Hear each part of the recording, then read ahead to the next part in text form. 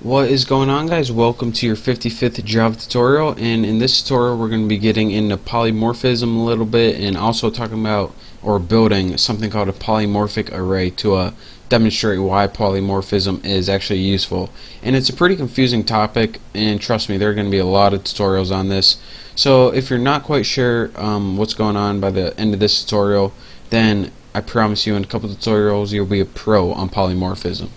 So in order to demonstrate polymorphism, we first need to build a computer program that uses inheritance in one way or another. So what I did is I set up, and you can probably tell this if you watch my last tutorials, I'm going to have a superclass called food. In this tuna class and pot pie class, since they're both types of food, they're going to inherit all the methods and variables in this food class. So the food is a superclass and the tuna and pot pie are subclasses. I already put extends food, and what extends food does is use an inheritance to inherit everything from food. But you should know that already if you watch my other tutorials. Just for the people who just started, that's what I'm doing.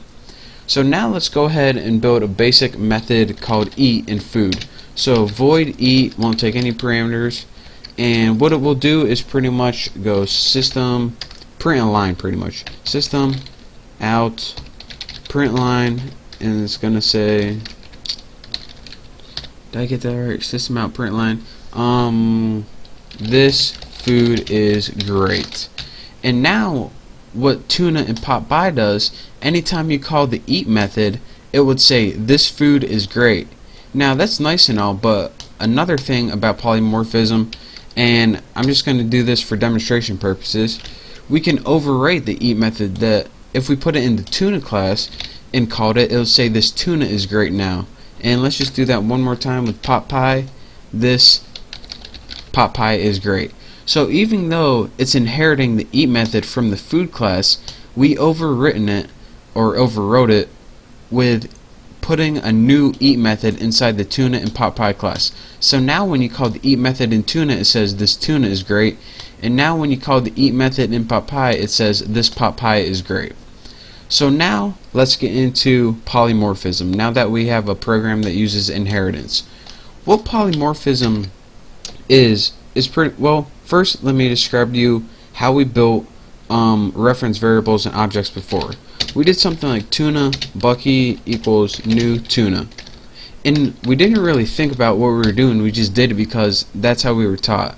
But if you're wondering, alright, why do I need to put tuna right here and tuna right here as well? Shouldn't I only have to put it once to know that I'm talking about that class?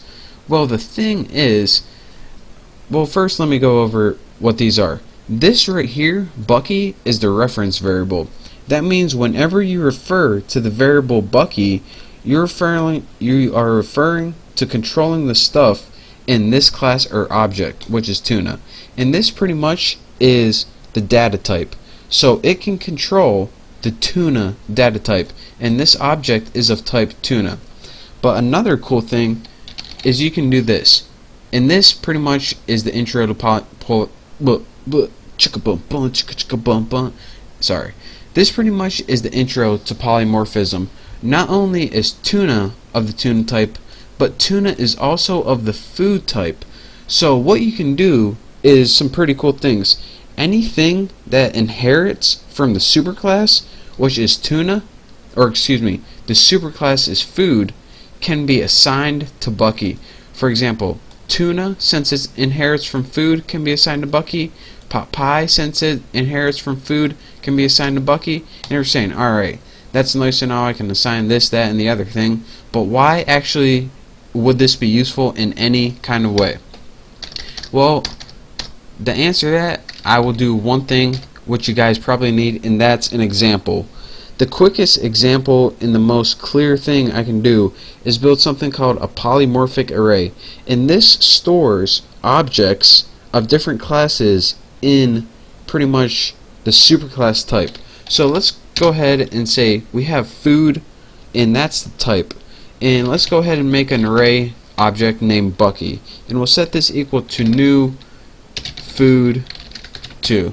So now we have an array, and it's called Bucky, and it's of the food type. And remember, like I said, since we have something of the food type, it can hold objects of tuna and pot pie.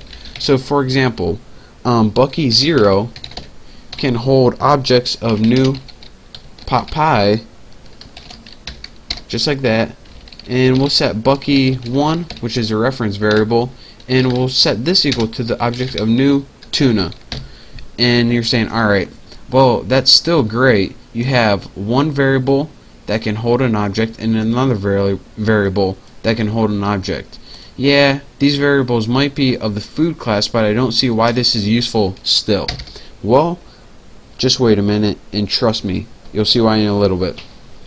One reason for using polymorphism is to use polymorphic arrays, and that would be something like this. You loop through this array, and in essence what it does is it calls each method of this class right here. So let's go ahead and type for int x equals 0, and just put something like x is less than 2. You can also put array length, but you know, you don't want to, and do ++ x. And now what we can do is say something like this, Bucky x dot eat. And what this is going to do is loop through each one of these objects and call the eat method. So it's going to loop through the first object, which was assigned Bucky 0 pot pie, and it's going to call pot pie dot eat, which is say this pot pie is great. The next thing it's going to do is loop through the tuna object, which is tuna.eat, and then it says this tuna is good. So then you save yourself the trouble of making a new object called tuna object, then you go tuna.eat, and then you have to make an object, and you have to call each method, and I just got rid of my curly brace right there. So what this pretty much does is loop through each of your objects and calls the eat method for each one. Don't believe me? I'll run it right here. It says this pot pie is great, this tuna is great. Bam. How easy is that? So that is pretty much your basics, the polymorphic array. You can assign different objects to variables as long as this reference variable is of the superclass type. And that way, instead of having to build a new object for each one of your having to build a new object every time you want to use a method from that thing, you can build one reference variable of the superclass and assign it to objects of the subclasses and just loop through them with a polymorphic array. So how cool is that? And I know it's really confusing at first, but once I show you some other examples aside from polymorphic arrays, you're going to understand exactly how to use this, how it works, and you'll be a pro at it. So for now, thank you guys for watching. Don't forget to subscribe, and if you have any questions, just leave me a comment and I'll try to answer them. So thank you guys for watching again, and I will see you next time.